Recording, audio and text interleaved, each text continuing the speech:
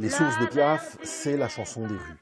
C'est-à-dire, c'est la chanson réaliste qui a commencé à apparaître telle qu'elle est dans les années 20-30, qui a commencé à apparaître vers 1880, avec les premières pierreuses, comme on appelle ces chanteuses, qui chantent la vie des marges, dans laquelle c'est des chansons dans lesquelles on est pauvre, on vit dans les faubourgs, près des fortifs, dans des bidonvilles,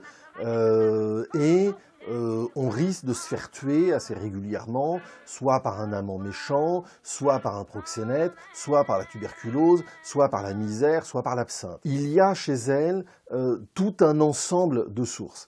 La chanson réaliste, la chanson telle qu'elle est pratiquée dans les beuglans, dans les cirques, dans les spectacles forains, qui est une chanson où tous les angles sont beaucoup plus vifs, où tous les effets sont surappuyés par des artistes dont il faut bien admettre que ce n'est pas des champions de la nuance, plus tout ce corpus ouest-européen de l'opéra, et d'une forme d'opéra extrêmement tragique, extrêmement grave, avec toujours des tragédies, qui est cet opéra populaire, qui est aujourd'hui un petit peu oublié par la culture savante, mais qui est cet opéra populaire avec des compositeurs comme Chausson, beaucoup plus que Vivaldi. Et c'est cet ensemble-là qui va fabriquer Piaf, plus ce qu'elle est elle-même. C'est-à-dire que Piaf apporte à ça, non pas une distance, mais une espèce de jeu en plus. La vie en rose, c'est une chanson qui est extrêmement importante à plusieurs titres. D'abord, c'est un des grands classiques de la French chanson partout dans le monde. Heureusement, les anglo-saxons, les japonais, les allemands ont gardé le titre « La vie en rose ». Donc tout le monde sait que c'est une chanson française. Mais c'est aussi, pour Édith Piaf, un moment extrêmement important dans sa carrière.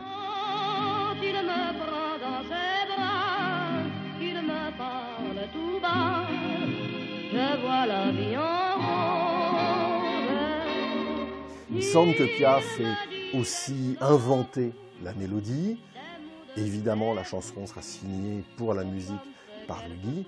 Elle sera signée, harmonisée, mais il semble que ce soit tout entier une création de Piaf. Et c'est progressivement que la chanson s'impose, que Piaf la reprend, Michel, que Piaf décide vraiment de la chanter, et c'est vraiment au public, c'est vraiment dans les salles qu'elle découvre que cette chanson a réellement cet empire-là sur les spectateurs. Il y a une espèce de double silence autour de Cocteau et Piaf. D'abord parce que l'entourage de Cocteau, son entourage direct, ses admirateurs, n'ont pas beaucoup de passion pour Édith Piaf, et surtout pour Édith Piaf à la fin de sa vie. Le monde dans lequel vit Cocteau sur les dernières années de sa vie est plutôt hostile à Piaf. Et de même, dans l'entourage de Piaf, il n'est pas certain que l'on ait énormément de sympathie pour cet homme extrêmement précieux, qui appartient à la haute culture, qui appartient tout à fait à l'autre monde.